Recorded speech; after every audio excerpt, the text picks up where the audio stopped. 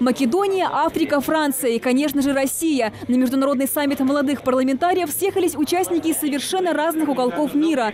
Но всех их объединяет одно – желание своим трудом и инициативами изменить окружающий мир в лучшую сторону. Алиса Прибавкина – депутат молодежного парламента Свердловской области.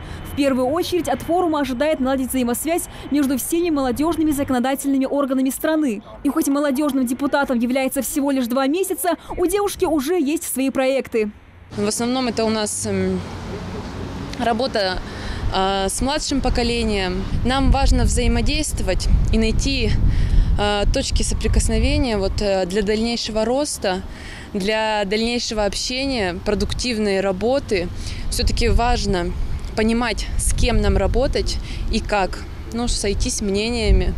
Сразу после размещения в гостинице гости саммита отправляются на экскурсию по главным достопримечательностям Ингушетии. Первая точка – мемориал памяти и славы. Экскурсия начинается с барельефа вхождения Ингушетии в состав России. Дальше посетители встречают колоннады, у которых установлены мемориальные плиты с именами 36 ингушей, георгиевских кавалеров. 9 кавалеров золотого георгиевского оружия и 4 кавалера георгиевского креста 4 степени. Карина Дакшокова представляет молодежный парламент Кабардино-Балкарии. Также девушка является руководителем республиканского отделения организации «Молодая гвардия» и «Единая Россия». Но своим главным достижением она считает победу на 10-м всероссийском конкурсе молодежи «Моя законотворческая инициатива». В рамках направления «Социальная политика» девушка выступила за восстановление звания «Мать героини Российской Федерации», за что была удостоена знаком отличия «Депутатский резерв Российской Федерации». Город Магаз, он безумно красивый. Рядом с нашей гостиницей очень много новых зданий, которые прям очень современные, хорошая инфраструктура. Посмотрели здания библиотеки, очень красивые, там парк рядом. Я под большим впечатлением на самом деле. Я думаю, я здесь не последний раз, и теперь буду уже приезжать почаще.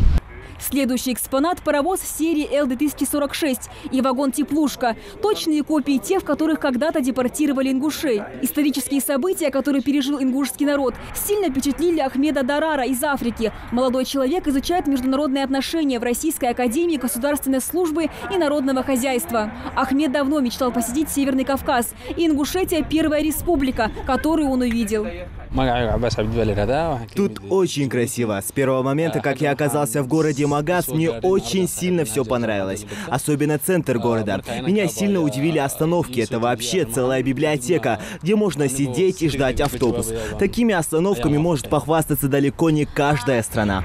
А вот Дарко Тодоровский представляет Республику Македония, город Дельчево. Сейчас он учится в одном из московских вузов. Ну а в родном городе Дарко занимается вопросами, связанными с развитием горного спорта, а именно альпинизма. Я первый раз в Ингушетии, мне сразу понравилось. Даже с борта самолета, когда смотрел на горы, вообще я, как человек, который любит горы, для меня это было очень здорово. Я про Ингушетию слышал и знал, потому что в Москве у меня есть знакомые, которые там из Ингушетии. А в первую очередь про Ингушетию на Балканах мы знаем через ваш президент Евкуров, который был у нас на Балканах. На Косово, когда была там ситуация, война на Косово, тогда была русская миротворческая миссия на Косово, которую возглавлял ваш президент Евкуров. Там надо было, чтобы зашли контингент НАТО.